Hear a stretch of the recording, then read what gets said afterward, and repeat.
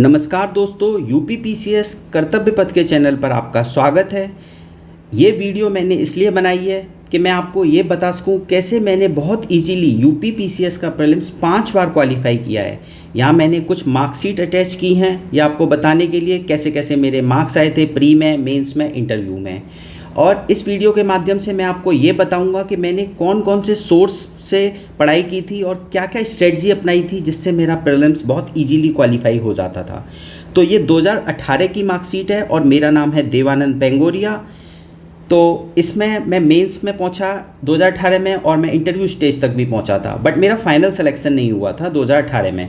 तो हिंदी में मेरे 86 मार्क्स थे, ऐसे में 79, GS1 में 85, GS2 में 105, GS3 में 100 और GS4 में 94।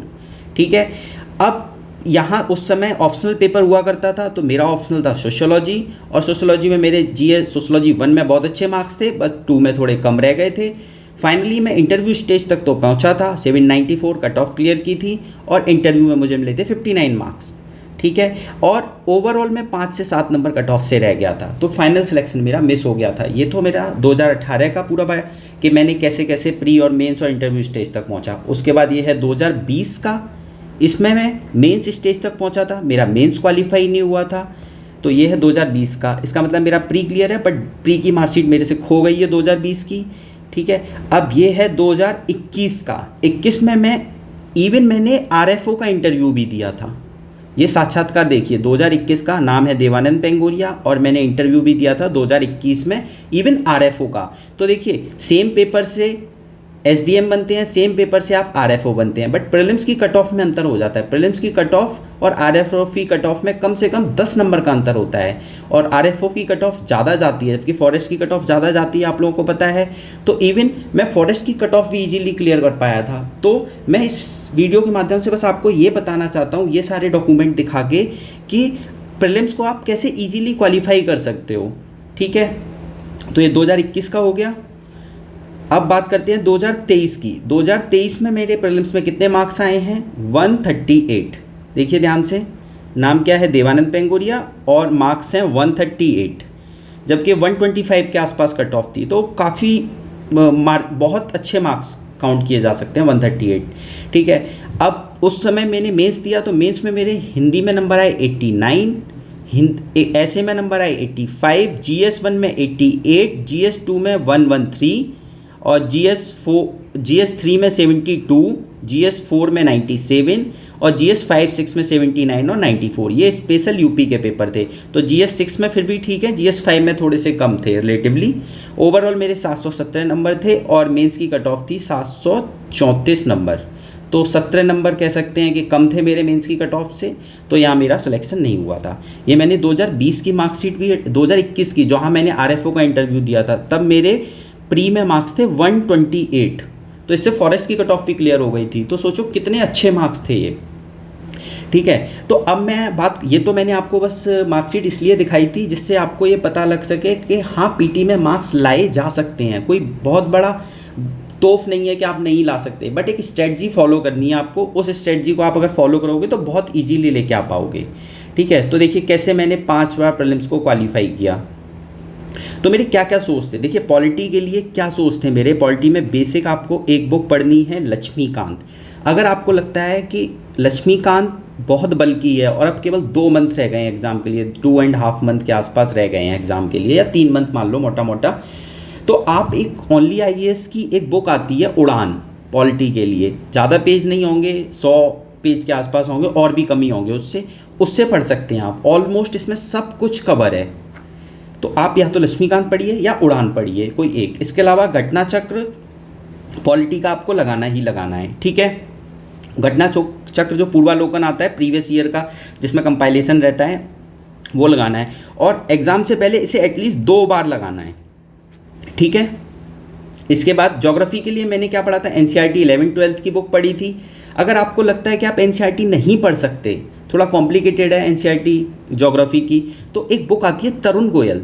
तरुण गोयल बुक को आप पढ़ सकते हो। तरुण गोयल बुक में स्पेशली ज्योग्राफी वाला पोर्शन आप पढ़ सकते हो। उसमें जो कुछ लिखा है ज़्यादा नहीं, 40 पेज में पूरी ज्योग्राफी कवर की हुई है तरुण गोयल में, उसको आप पढ़ लीजिए। उसके अलावा घटना चक्र पूर्वालोकन, प्रीवियस ईयर के क्वेश्चन जो आते हैं वो लगाने हैं आपको। इससे आपका बहुत ईजीली ज्योग्राफी का पोर्शन कवर हो जाएगा। ठीक है, अब बात करते हैं हिस्ट्री की। तो देखिए हिस्ट्री के लिए आपको क्या पढ़ना है, सबसे पहले लूसेंट पढ़ना है।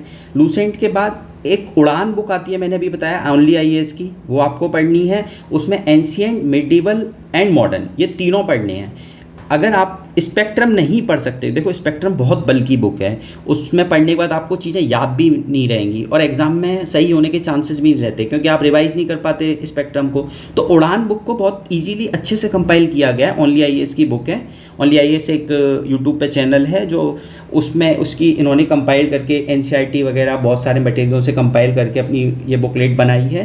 ज़्यादा पेज की नहीं है, एंशिएंट होगी 30-25 पेज की, मिडिवल होगी 40 पेज की, ऐसे ही मॉडर्न है थोड़ा 60 पेज के आसपास या 80 पेज के आसपास। तो और लूसेंट से हिस्ट्री पढ़ लीजिए तो आपकी हिस्ट्री कवर हो जाएगी।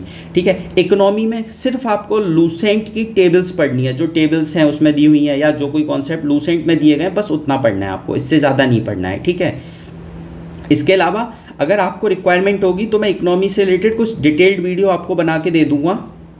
मुझे कमेंट करके बता देना कि अगर आपको रिक्वायरमेंट है कि और कौन कौन से टॉपिक से क्वेश्चन आते हैं और क्या क्या क्वेश्चन आते हैं, सेम थीम रिपीट होती है तो मैं आपको बना के दे दूंगा। तो एग्जाम में ऑटोमेटिकली आपके 5 से 6 क्वेश्चन फंस जाएंगे उससे। ठीक है, अब मैं बात करता हूँ एनवायरनमेंट की। एनवायरनमेंट की उड़ान पढ़ लेनी है आपको, शंकर आईएएस वगैरह कुछ ऐसा नहीं पढ़ना। और आप उड़ान नहीं पढ़ना चाहते तो उसको भी आप इग्नोर कर सकते हैं।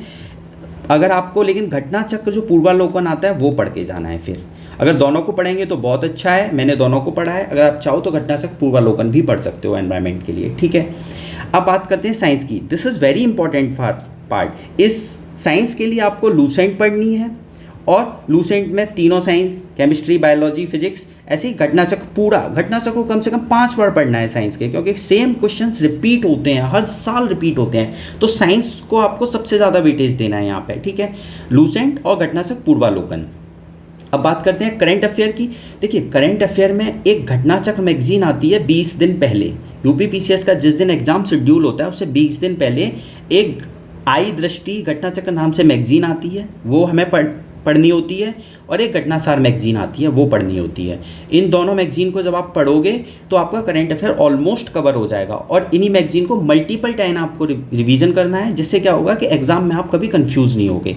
यही सोर्स में कवर करता हूँ, यही सोर्स में पढ़ के जाता हूँ हर बार एग्जाम के लिए। ठीक है, अब बात करते हैं, ये एक इंपॉर्टेंट पार्ट है, लोग इसे मिस कर देते हैं। देखिए यूपीएससी के प्रीवियस ईयर से हर साल 5 से 7 क्वेश्चन आते ही आते हैं।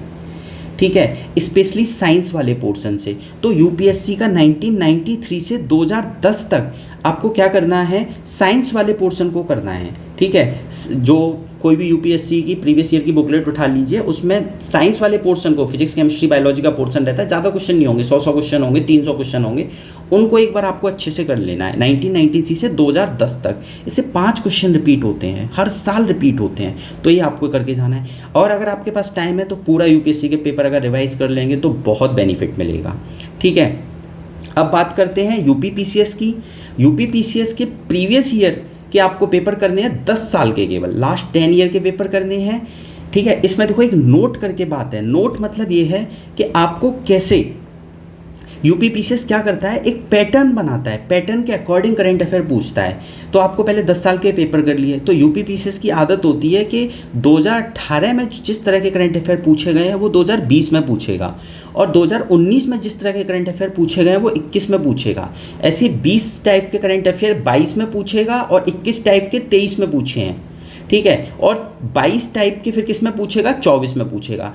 इस पैटर्न की वीडियो मैं आगे आने वाली वीडियो में बनाऊंगा आपके लिए कि कैसे यूपीपीसीएस करंट अफेयर में पैटर्न रिपीट करता है, जिससे आप करंट अफेयर के सोर्सेज को लिमिटेड कर सको और ज़्यादा से ज़्यादा चीज़ें रिटेन कर सको जो एग्जाम में पूछी जाती हैं। तो इस पैटर्न पे मैं वीडियो बनाऊंगा आगे। ठीक है, अगला है कि लूसेंट की टेबल।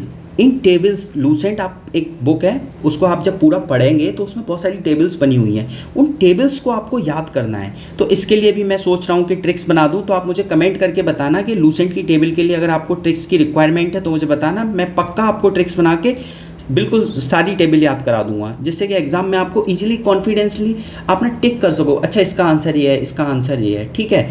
तो देखिए मेरे पास ये 10 पॉइंट फार्मूला थे, जिसके थ्रू मैं आपको ये बता सकता हूँ कि अगर आपने इसको फॉलो किया तो आप 100% प्रीलिम्स की कट ऑफ क्वालिफाई कर जाओगे। और इस अगर आपको इनकी डिटेल्ड वीडियो चाहिए हर टॉपिक पर कि कैसे कैसे और क्या क्या चीज़ें की जा सकती हैं टॉपिक के अंदर, किसको कैसे याद रखना है, जैसे मैंने यहाँ लूसेंट की ट्रिक्स के बारे में बात कर रहा हूँ, करेंट अफेयर के पैटर्न के बारे में बात कर रहा हूँ, तो आप मुझे कमेंट करके बताइएगा, मैं आपको उन टॉपिक्स की जहाँ जहाँ आपको रिक्वायरमेंट है उनकी डिटेल्ड वीडियो बना के दूंगा, और जहाँ याद करने की ज़रूरत है वो याद करने के तरीके भी बताऊँगा, ठीक है।